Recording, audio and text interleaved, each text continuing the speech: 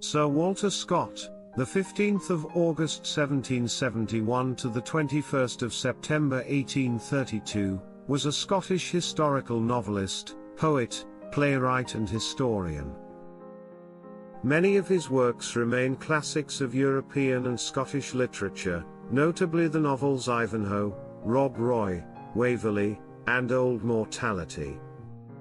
Stay tuned and benefit from the ocean of his wisdom. Nothing perhaps increases by indulgence more than a desultory habit of reading, especially under such opportunities of gratifying. In the wide pile, by others heeded not, hers was one sacred solitary spot, whose gloomy aisles and bending shelves contain for moral hunger, food, and cures for moral pain. My hope, my heaven, my trust must be, my gentle guide, in following thee. The wretch, concentrated all in self, living, shall forfeit fair renown, and, doubly dying, shall go down to the vile dust from whence he sprung, unwept, unhonoured, and unsung. She felt in her mind the consciousness that she was entitled to hold a higher rank from her merit, than the arbitrary despotism of religious prejudice permitted her to aspire to. Trade has all the fascination of gambling without its moral guilt. I can consent that her charms be hidden with a veil, were it but for decency's sake.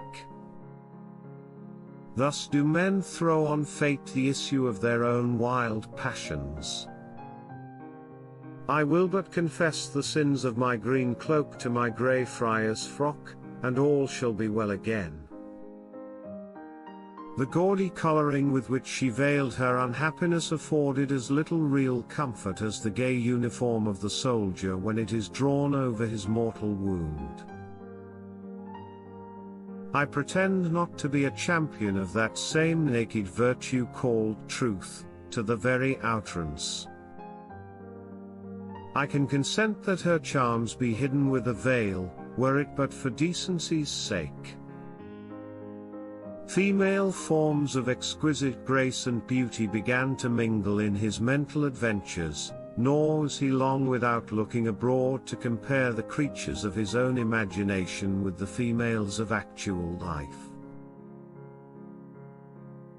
Crystal and hearts would lose all their merit in the world if it were not for their fragility. Teach you children poetry, it opens the mind, lends grace to wisdom and makes the heroic virtues hereditary. Revenge, the sweetest morsel to the mouth that ever was cooked in hell. Men who have turned out worth anything have had the chief hand in their own education. Oh, what a tangled web we weave, when first we practice to deceive. For he that does good, having the unlimited power to do evil, deserves praise not only for the good which he performs, but for the evil which he forbears. Love rules the court, the camp, the grove, and men below, and the saints above, for love is heaven, and heaven is love. The misery of keeping a dog is his dying so soon. But, to be sure, if he lived for 50 years and then died, what would become of me? Is death the last sleep? No, it is the last and final awakening. We are like the herb which flourisheth most when trampled upon. Each age has deemed the newborn year the fittest time for festal cheer. Many a law, many a commandment have I broken, but my word never. Fight on, brave knights. Man dies, but glory lives. Fight on, death is better than defeat. Fight on, brave knights. For bright eyes behold your deeds. I have heard men talk about the blessings of freedom, he said to himself, but I wish any wise man would teach me what use to make of it now that I have it.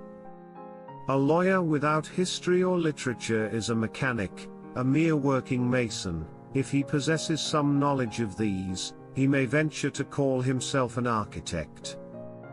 I envy thee not thy faith, which is ever in thy mouth but never in thy heart nor in thy practice.